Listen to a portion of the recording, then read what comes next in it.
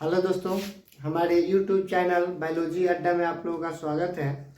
और आप लोगों को आज का वीडियो के माध्यम से हम ये समझाने की कोशिश करेंगे कि वायवीय श्वसन या अवायवीय श्वसन हमारे शरीर के अंदर किस प्रकार से कार्य करते हैं और कैसे हमें ऊर्जा प्राप्त दिलाते हैं या हम लोग प्राप्त करते हैं।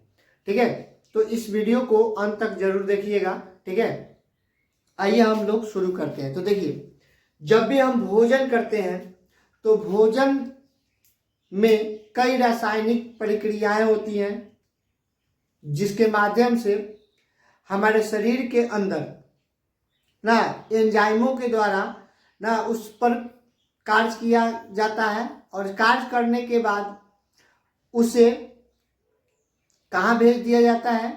कोशिका के अंदर। कहाँ भेज दिया जाता है उसे? कोशिका के अंदर। अब हमें आज पढ़ना है जो कोशिका के अंदर जब ये लोग जाते हैं तो किस प्रकार से हमारे कोशिकाओं को ऊर्जा प्रदान करते हैं। जो भोजन हम लोग खाते हैं ना, वो भोजन किस प्रकार से हमारे अंदर काम करती है, ये श्वसन के माध्यम से जानेंगे कि वायवीय और अवायवीय श्वसन के माध्यम से कैसे हमारे भोजन जो है वह हमारे शरीर में ऊर्जा का कार्य करती है।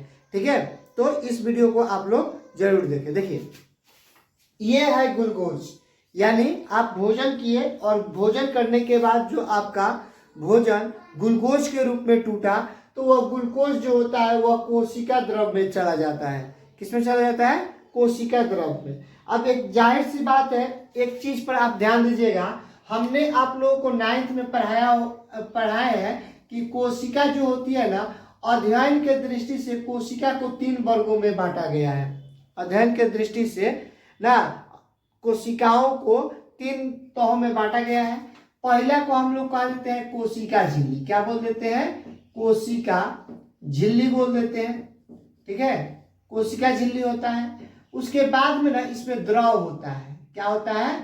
द्रव होता है। ये देखिएगा तो इसमें द्रव होता है जिसे हम लोग कोशिका द्रव, आप लोग समझ में करते हैं, खाली द्रव लिख दे रहे हैं। ठीक है, कोशिका द्रव होता है और बीच में जो होता है ना वह केंद्रक होता है। क्या होता है? केंद्रक होता है।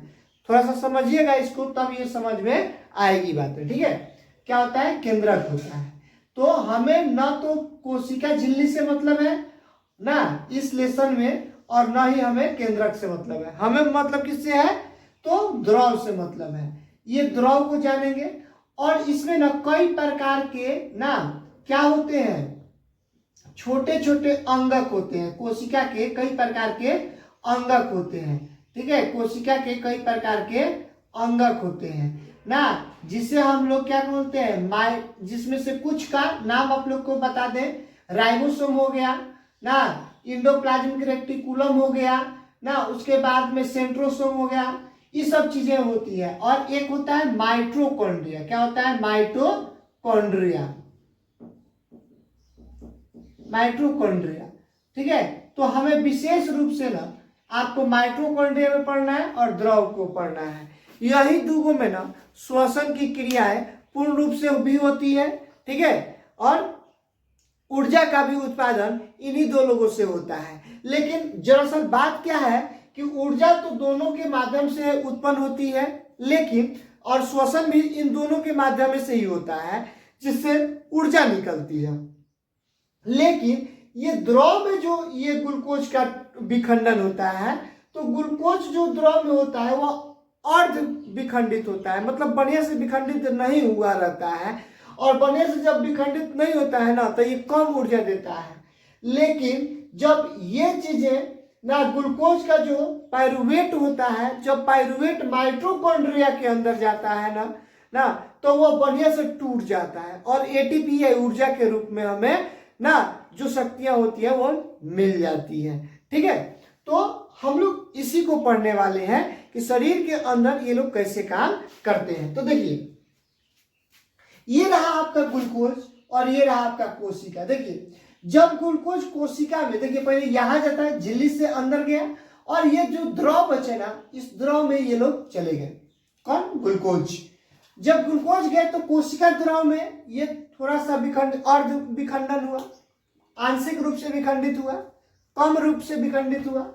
और ये विखंडित होके ना पायरुवेट और एटीपी में बढ़ गया। ये एटीपी क्षणिक होता है, क्षणिक मतलब थोड़ा सा होता है, और पायरुवेट जो होता है वह हो जाता है।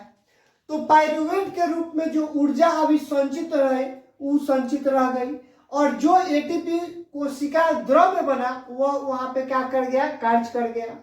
अब क्या होता है कि अब आता है इसमें वायवीय अवायवीय का रूप, यानी वायवीय श्वसन और अवायवीय श्वसन का ना कार्य। इसको समझना है बढ़िया से कि वायवीय और अवायवीय कैसे कार्य करते हैं। देखिए, अगर ये पायरुवेट ना, अगर ये कोशिका के अंदर या कोशिकांगों के अंदर अगर ये प्रवेश नहीं करती है, तब ये क्या करती है, अगर केवल और केवल इसमें ही रहती है ना, अगर कोशिका के अंदर ना ऑक्सीजन की अनुपस्थिति में, किसकी अनुपस्थिति में, ऑक्सीजन की अनुपस्थिति में, ठीक है, अगर ये क्रिया करती है ना, तो ये पायरुवेट जो है वह क्या बना लेता है, इथेनॉल बना लेता है और कार्बन डाइऑक्साइड बना लेता है, ठीक है। यानी ऑक्सीजन के अनुपस्थिति में अगर ये टूटता है, ठीक है, अगर पायरुवेट टूटता है तो क्या बना देता है, इथेनॉल बना देता है और कार्बन डाइऑक्साइड बना देता है, ठीक है। तो ये जो होता है ये हम लोगों के शरीर में नहीं होता है। ये क्रियाएं जो होती है अनुपस्थिति ना, ऑक्सीजन की अनुपस्थिति के बावजूद भी अगर ये क्रिया होती है ना, तो ये इथेनॉल बन जाएगा और कार्बन डाइऑक्साइड बन जाएगा, ठीक है। ये क्रिया किसमें होती है, ईस्ट में होती है। किसमें होती है, ईस्ट में होती है। और ये क्रिया क्या कहलाती है, किण्वन कहलाती है। क्या कहलाती है, किण्वन, ठीक है। ये एक प्रकार के फंगस है, ईस्ट जो है एक प्रकार का फंगस है, ठीक है। अगला देखिए, अगर हम कहें कि पायरुवेट जो है ऑक्सीजन के अभाव में, अभाव मतलब ये नहीं कि ऑक्सीजन नहीं है, ऑक्सीजन है। और देखो सोचने वाली बात है, ये जो क्रिया होती है ये हम लोगों की क्रियाएं नहीं होती है, लेकिन ये जो क्रियाएं होती है जंतु में होने वाली क्रियाएं होती हैं, ये जंतु में होने वाली क्रियाएं होती हैं, ठीक है।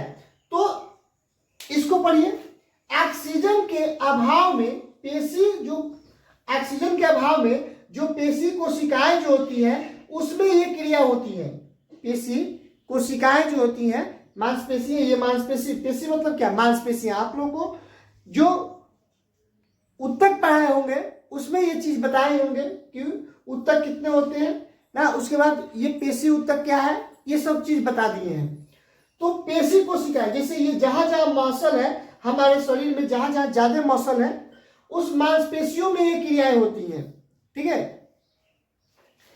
इस क्रियाओं को हम लोग ऐसे भी देख सकते हैं कि जब हम लोग कहीं दौड़ते हैं ना, या बहुत जल्दी जल्दी चलते हैं, या कोई कार्य करते हैं जो हम लोग नहीं किए हैं ना, या किए हैं लेकिन ज्यादा दिन हो गया है, अगर वह कार्य हम लोग कर रहे हैं ना, अगर वह कार्य नहीं किए हैं आप फिर से कर रहे हैं, तो ये क्या होता है, ऑक्सीजन उस समय ज्यादा चाहिए, क्योंकि ये जो है ऑक्सीजन जब ज्यादा जाएगा ना, तो वह क्या करेगा, जो ग्लूकोज है वो जल्दी जल्दी टूटेगा, एटीपी में बदलेगा, और एटीपी टूटेगा तो क्या, ऊर्जा में बदलेगा, तो उसमें ऑक्सीजन ज्यादा चाहिए। लेकिन हम लोग तो उतना काम नहीं किए हैं, इसलिए हम लोग के शरीर के अंदर ना ऑक्सीजन की मात्राएं उस समय कम पहुंचती है, इसीलिए ऑक्सीजन की अभाव हो जाती है।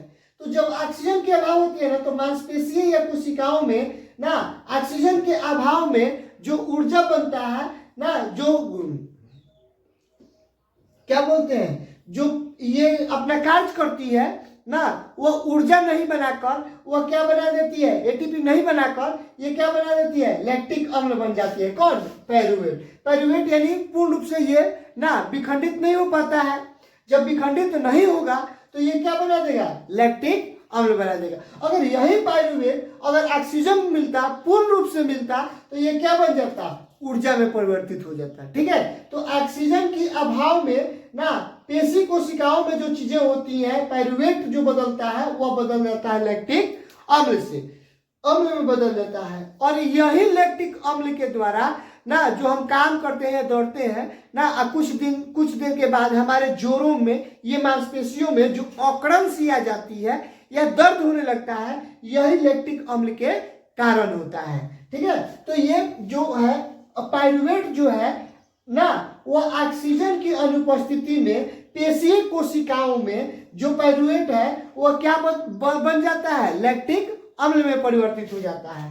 अगर हम देखें ऑक्सीजन के उपस्थिति में ये पाइरुवेट क्या करता है, तो देखिए ऑक्सीजन की उपस्थिति में ना ये क्या कर देता है, कार्बन डाइऑक्साइड जल और ऊर्जा बनाता है। क्या बनाता है, कार्बन डाइऑक्साइड जल और ऊर्जा बना देता है। ठीक है, अब ये क्या होता है, ये कहाँ करता है, तो माइटोकॉन्ड्रिया में करता है। कहाँ करता है, माइटोकॉन्ड्रिया में करता है। ठीक है, तो इस तरह से हम ये वायवीय और अवायवीय को समझे।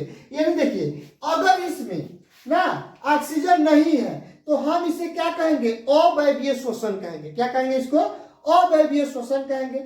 और जब भी आपसे पूछे कि अवायवीय श्वसन कहाँ होता है, तो लिखिएगा ईस्ट में होता है। ठीक है, अब वायवीय में जान लीजिए, तो वायवीय श्वसन में ये दोनों आ जाएंगे, लैक्टिक अम्ल का बनना और कार्बन डाइऑक्साइड जल और ऊर्जा का बनना, ये वायवीय है। लेकिन ये कम ऑक्सीजन होता है और इसमें ज्यादा ऑक्सीजन होता है। ठीक है, और रहा बात ये दोनों कहाँ होते हैं, तो ऑक्सीजन के अभाव में जो लैक्टिक अम्ल बनता है वह पेशी कोशिकाओं में बनता है, जबकि ये माइटोकॉन्ड्रिया के अंदर ये चीजें बनती हैं। ठीक है, तो इस तरह से हम इसको जानते हैं। आई होप कि ये बातें समझ में आ गई होगी। ठीक है, अगर नहीं समझ में आती है तो कमेंट करके आप पूछ सकते हैं। जय हिंद, जय भारत।